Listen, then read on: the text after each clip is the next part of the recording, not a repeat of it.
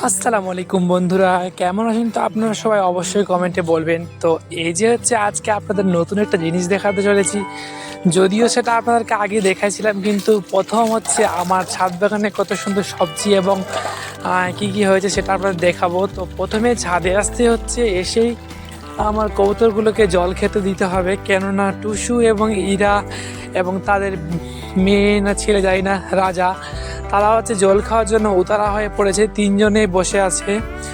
তো এই যে হচ্ছে আমি এখন আমার গাছের শশাগুলো তুলবো, দেখি কয়টা কয়টা ধরেছে। তো যেহেতু ছাদে হচ্ছে গাছ লাগানো হলে আর সারের অভাব পড়ে, মানে ওই জন্য খাওয়ার অভাব, তাই হচ্ছে ফলগুলো ততটা বড় হয় না। কিন্তু মাশাল্লাহ দুটো হচ্ছে ধরেছে এবং অনেক ফুল দিয়েছে, আর গাছগুলো একটু একটু করে মরেও গেছে, পোকা ধরেছে। তো এর জন্য একটা সমাধান খুঁজতে হবে।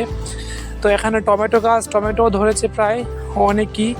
তো আমি ভাবছিলাম হয়তো এই গ্রো ব্যাগগুলোতে ততটা ভালো গাছ হবে না, কিন্তু আল্লাহর রহমতে গাছ অনেক সুন্দর এবং দুটো শসাও ধরে নিয়েছে।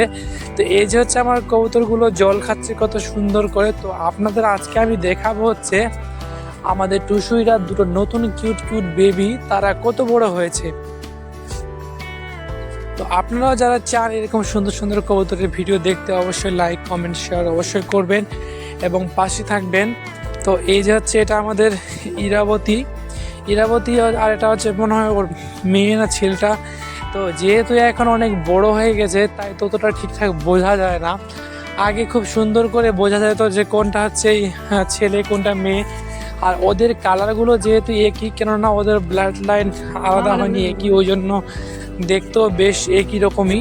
তো এখন হচ্ছে আমি এটা তুলে ফেলবো, ফেলার পর আপনাদেরকে দেখাবো কত সুন্দর করে এখানে দুটো কিউট কিউট বেবি লুকিয়ে আছে। তো এখন অনেক কাজের সময় ব্যস্ত, তাই আমি বেবি দুটোর পাশে সবসময় আসতেও পারি না। এই যে দেখুন, এদের কি নাম রাখা যায় অবশ্যই বলবেন। তো প্রথমে অনেক কষ্ট করার পর হচ্ছে বেবিগুলোকে টিকাতে পারছিলাম না, কিন্তু সৃষ্টিকর্তার অশেষ কৃপায় বেবিগুলো আমি টিকাতে পারছি এবং বেবিগুলো টিকছে। আমি পারি না, সৃষ্টিকর্তার অশেষ কৃপায় তিনি হচ্ছে মালিক। তো আপনারা যদি হচ্ছে আপনাদের ফেন্সি কবুতর বাচ্চা তোলে, তো একটা হচ্ছে কি করবেন, যে সবসময় তাদের নেস্টিংটা, তাদের বাসাটা যেখানে তারা থাকে, যেহেতু আপনারা জানেন যে কবুতর তাদের বাসাগুলো হচ্ছে খুব খুব মানে তাড়াতাড়ি এবং সুন্দরভাবেই ওরা হচ্ছে বাসাটা তৈরি করে প্রথম বাচ্চা ডিম দেওয়ার সময়। ডিম দেওয়ার পর হচ্ছে কি সমস্যা হয়, সমস্যাটা হচ্ছে ডিম দেওয়ার পর বাচ্চা যখন ফুটবে তখন অনেক দিন ধরে তারা বসে থাকার কারণে সেখানে পোকা হয়ে যায়। তো বাচ্চাগুলো মরার এক নম্বর কারণ হচ্ছে সেটা। তাই আপনারা ফেন্সি কবুতরের ক্ষেত্রে বা দেশি কবুতরের ক্ষেত্রে হলেও বাচ্চা ফুটলেই আপনারা হচ্ছে তাদের নেস্টিংটা সবসময় চেঞ্জ করে দিবেন। আর যদি শুকনো থাকে ড্রাই, তাহলে চেঞ্জ করার কোনো প্রয়োজনই নেই।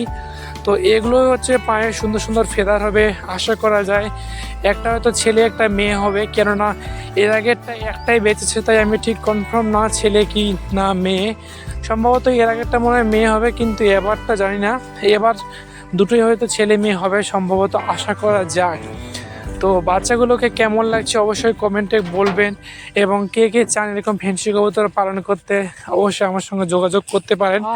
এই যে আমার কবুতরগুলো কত সুন্দর। আমি হচ্ছে দেশি কবুতর প্রায় 7-8 জোড়ার মতো, এবং ফেন্সি কবুতর মাত্র 3 জোড়ায় হবে হয়তো। হ্যাঁ, 2-3 জোড়ার মতো ফেন্সি কবুতর আমার কাছে আছে।